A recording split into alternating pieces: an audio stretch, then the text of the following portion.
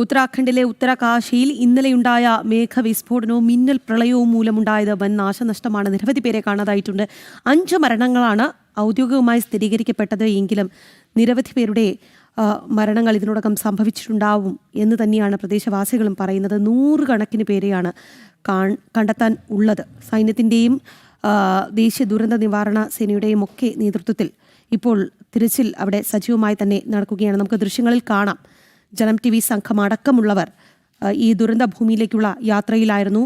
അപ്രതീക്ഷിതമായി ഉണ്ടായ മണ്ണിടിച്ചിലിൽ ജനം TV സംഘം അടക്കം കുടുങ്ങിയിരിക്കുകയാണ്. നമുക്ക് ദൃശ്യങ്ങളിൽ കാണുന്നത് ഏഷ്യനെറ്റ് ന്യൂസ് സംഘത്തിന്റെ വാഹനമാണ്. നന്ദഗോപനുണ്ട് സ്ഥലത്ത്. നന്ദൻ, നമ്മൾ നേരത്തെ ചർച്ച ചെയ്തുകൊണ്ടിരുന്നത് കനത്ത മഴ തുടരുന്നു എന്നുള്ളത് തന്നെയാണ്.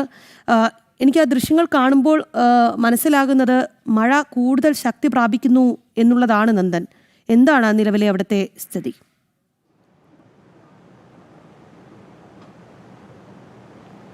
രാഖി, അത് തന്നെയാണ്. അതായത് അന്തരീക്ഷമാകെ മേഘാവൃതമാണ്. അതിശക്തമായ മഴയാണ് ഈ മേഖലയിൽ പെയ്തുകൊണ്ടിരിക്കുന്നത്. നമുക്ക് ഈ ദൃശ്യങ്ങളിൽ കാണാം. ഇപ്പോൾ ഈ റോഡ് സൈഡിൽ ഒരു ആംബുലൻസ് പാർക്ക് ചെയ്തിട്ടുണ്ട്. ഈ ആംബുലൻസ് രക്ഷാപ്രവർത്തനത്തിന് ഈ മേഖലയിലേക്ക് പോകേണ്ട ആംബുലൻസ് ആണ്. ഈ മുമ്പിൽ മണ്ണിടിച്ചിൽ കാരണം ഈ വാഹനത്തിന് അങ്ങോട്ട് പോകാൻ കഴിയാത്ത സ്ഥിതിയാണ്. ഇതേപോലെ തന്നെ സമാനമായ രീതിയിൽ പല മേഖലകളിലും ആംബുലൻസുകൾ ഇതേപോലെ തന്നെ ഈ മണ്ണിടിച്ചിൽ മൂലം ഈ രക്ഷാപ്രവർത്തനത്തിന് പോകാൻ കഴിയാത്ത രീതിയിൽ ആംബുലൻസുകൾ അടക്കം തടസ്സപ്പെട്ടിരിക്കുകയാണ്. നേരത്തെ NDRFിൻ്റെ ടീമുകൾ, NDRFിൻ്റെ കമ്പനി കമാൻഡർ അടക്കം ഈ മേഖലയിലേക്ക് വന്നിരുന്നു. അവർക്കും ഇവിടം താണ്ടി മുന്നോട്ട് പോകാൻ കഴിഞ്ഞില്ല. അവർ 4 വീൽ വെഹിക്കിളിലൊക്കെയാണ് വന്നത്. ഈ മലയിലും മറ്റും ഉപയോഗിക്കുന്ന തരത്തിലുള്ള വാഹനങ്ങളിലാണ് അവർ വന്നതെങ്കിലും ഈ മണ്ണിടിച്ചിൽ അല്ലെങ്കിൽ ഇത്ര രൂക്ഷമായ ഒരു സ്ഥിതി താണ്ടി അവർക്ക് മുന്നോട്ട് പോകാൻ സാധിച്ചില്ല എന്നുള്ളതാണ്. ഇപ്പോൾ നമുക്ക് ആ ദൃശ്യങ്ങളിൽ കാണാം. ഏഷ്യാനെറ്റ് ന്യൂസിൻ്റെ നേരത്തെ വാഹനം പുതഞ്ഞിരുന്നു. ആ വാഹനം മണ്ണുമാന്തി യന്ത്രത്തിൻ്റെ സഹായത്തോടുകൂടി ഇപ്പോൾ വലിച്ച് പുറത്തെടുത്തിരിക്കുകയാണ്. ഈ ഇന്നോവ ക്രിസ്റ്റ വാഹനമാണ് ഇന്ന് പുലർച്ചയോടുകൂടി ഇവിടെ ഈ ഏഷ്യാനെറ്റ് ന്യൂസ് സംഘം സഞ്ചരിച്ചിരുന്ന വാഹനം ഈ മണ്ണിടിച്ചിലിൽ പെട്ടുപോയത്. ഇപ്പോൾ ആ വാഹനം ഇപ്പോൾ അതിൽ നിന്നും പുറത്തെടുത്തിരിക്കുകയാണ്.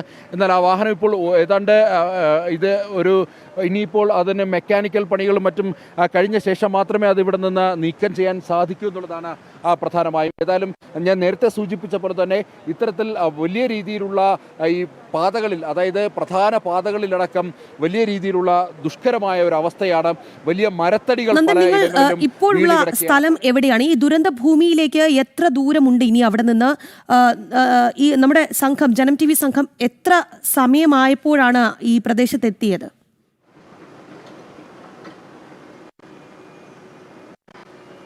രാഖി, ഏതാണ്ട് 12 മണിക്ക്, അർദ്ധരാത്രി 12 മണിക്ക് ഈ മേഖലയിൽ എത്തിയതാണ് നമ്മൾ. ഇവിടെ നിന്ന് നമുക്ക് പിന്നോട്ടോ മുന്നോട്ടോ പോകാൻ കഴിയാത്ത അവസ്ഥയാണ്. മുന്നിൽ ഇതേപോലെ തന്നെ മണ്ണിടിച്ചിട്ടുണ്ട്. ഇനി പിന്നോട്ട് പോകാം എന്ന് കരുതിയാൽ പിന്നിലും മണ്ണിടിഞ്ഞ ഒരവസ്ഥയാണ്. പിന്നോട്ടും മുന്നോട്ടും പോകാൻ കഴിയാത്ത അത്തരമൊരു ദുർഘടത്തിൽപ്പെട്ടിരിക്കുന്ന ഒരു അവസ്ഥയാണ് നിലനിൽക്കുന്നത്. ഇവിടുന്ന് അധികം ദൂരമൊന്നുമില്ല ഈ ദുരന്ത ഭൂമിയിലേക്ക്. എന്നാൽ അവിടേക്ക് എത്തുക എന്നുള്ളത് വളരെ ദുഷ്കരമാണ്. ഏതാണ്ട് 7 കിലോമീറ്ററിനിപ്പുറം മാത്രമേ അവിടെ വെച്ച് വാഹന ഗതാഗതം പൂർണ്ണമായും നിൽക്കുകയാണ്. പിന്നീട് അങ്ങോട്ട് ഉള്ള റോഡിൽ മുഴുവൻ ഇത്തരത്തിൽ വലിയ രീതിയിൽ ചെളിയും അതേപോലെ തന്നെ വലിയ മരക്കഷ്ണങ്ങളും അതേപോലെ തന്നെ കെട്ടിടങ്ങളുടെയൊക്കെ വലിയ അവശിഷ്ടങ്ങളുമൊക്കെ തന്നെ അവിടെ വന്ന് പതിച്ചിരിക്കുകയാണ്.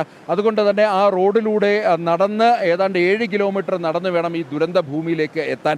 നിലവിലിപ്പോൾ NDRFും ഒക്കെ തന്നെ അറിയിച്ചിരിക്കുന്നത് കൂടുതൽ ദുരന്തമുണ്ടാകാനുള്ള ഒരു സാധ്യത തള്ളിക്കളയാൻ കഴിയില്ല. അതുകൊണ്ട് തന്നെ കൃത്യമായ ഒരു മുൻകരുതലുകൾ സ്വീകരിക്കണം. അത് രക്ഷാപ്രവർത്തകരാണേലും മാധ്യമ പ്രവർത്തകരാണേലും സൈന്യമടക്കം ഇത്തരത്തിലൊരു മുൻകരുതലുകൾ സ്വീകരിക്കണമെന്നുള്ളൊരു നിർദ്ദേശം നൽകിയിട്ടുണ്ട്. കഴിഞ്ഞ ദിവസം ഏതാണ്ട് മേഘവിസ്ഫോടനത്തിലൂടെ 1 മണിക്കൂറിനുള്ളിൽ 100 മില്ലിമീറ്റർ മഴയിൽ കൂടുതലാണ് ഇവിടെ ലഭിച്ചത്. അതാണ് ഈ വലിയ ദുരന്തത്തിന് കാരണമായി എന്നുള്ളതാണ്.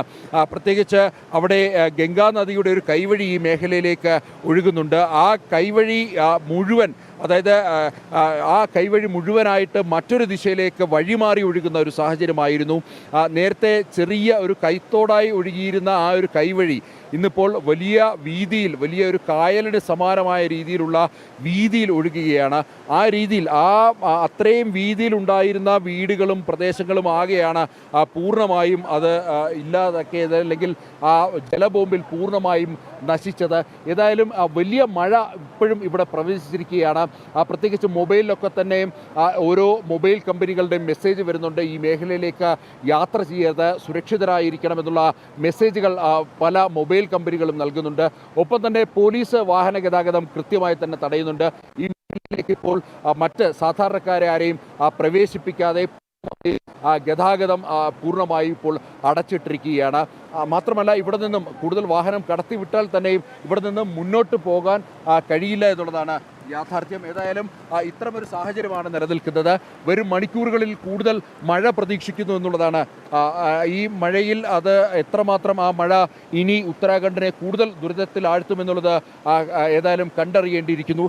ഏതായാലും നിലവിലെ അവസ്ഥ അതിരൂക്ഷമായി അല്ലെങ്കിൽ വലിയ കഠിനമായ ഒരു അവസ്ഥയിലൂടെയാണ് ഇപ്പോൾ നിലവിൽ ഈ ഉത്തരാഖണ്ഡ് സംസ്ഥാനം കടന്നുപോയിക്കൊണ്ടിരിക്കുന്നത്.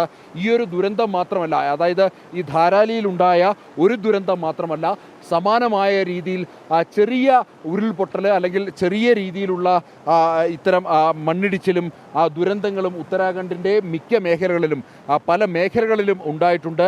പലയിടത്തും ഗതാഗതം തടസ്സപ്പെട്ടിരിക്കുകയാണ്. രാവിലെ ഈ ഉത്തരകാശി മേഖലയിലേക്ക് പത്രവുമായി എത്തിയ വാഹനമാണ് ഈ നമുക്ക് ഇപ്പോൾ ഈ ദൃശ്യങ്ങളിൽ ഇപ്പോൾ ക്യാമറ ഒന്ന് അങ്ങോട്ട് തിരിച്ചാൽ കാണാൻ കഴിയും. പത്രക്കെട്ടുകളുമായി രാവിലെ ഈ ഉത്തരകാശി മേഖലയിലേക്ക് വന്ന വാഹനമാണ്. ഈ വാഹനവും ഏതാണ്ട് 6-7 മണിക്കൂറായിട്ട് ഇവിടെ ഒരു സ്തംഭനാവസ്ഥയിൽ കിടക്കുന്ന ഒരു കാഴ്ചയാണ്. ഇതേപോലെ തന്നെ പച്ചക്കറിയും പഴവർഗ്ഗങ്ങളുമായി വന്ന വാഹനങ്ങളുണ്ട്, മറ്റ് അവശ്യ സാധനങ്ങളുമായി വന്ന വാഹനങ്ങളുണ്ട്, ആംബുലൻസുകളുണ്ട്. ഇങ്ങനെ പല വാഹനങ്ങളും പല മേഖലകളിലായി ഇങ്ങനെ കുടുങ്ങിക്കിടക്കുന്ന ഒരു സ്ഥിതിയാണ് ഇപ്പോൾ നിലവിലുള്ളത്. രാഖി. ശരി, നന്ദൻ വളരെ സുരക്ഷിതമായിരിക്കൂ. നമ്മുടെ ക്യാമറമാനോടും അത് തന്നെയാണ് പറയാനുള്ളത്. അവർ ഉത്തരാഖണ്ഡിലെ ഉത്തരകാശിയിലേക്കുള്ള യാത്രയിലായിരുന്നു. ഇന്നലെ അർദ്ധരാത്രിയോടുകൂടി സ്ഥലത്തെത്തിയതാണ്. വലിയ മഴയാണ്. വഴിയിൽ കുടുങ്ങിക്കിടക്കുകയാണ് ജനം TV സംഘം അടക്കമുള്ളവർ എന്നുള്ളതാണ്. അവിടെ ആംബുലൻസുകളും പത്രക്കെട്ടുകളുമായി വന്ന വാഹനങ്ങളും ഒക്കെ തന്നെ വഴിമധ്യേ കുടുങ്ങിയിരിക്കുകയാണ്. പ്രദേശത്ത് കനത്ത മഴയാണ്.